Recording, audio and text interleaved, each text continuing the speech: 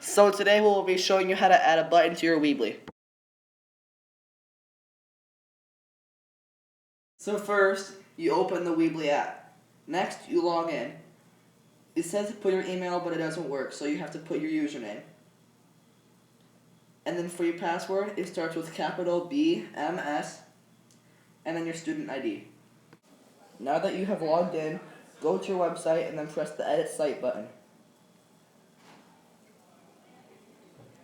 Once you are in your site, press the plus button at the top of the screen.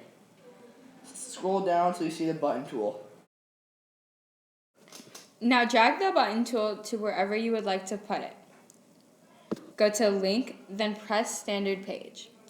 Choose the page you would like to link the button tool to. Hit the back arrow 2 times till you're back to the screen. Add text to the button saying what page it is connected to.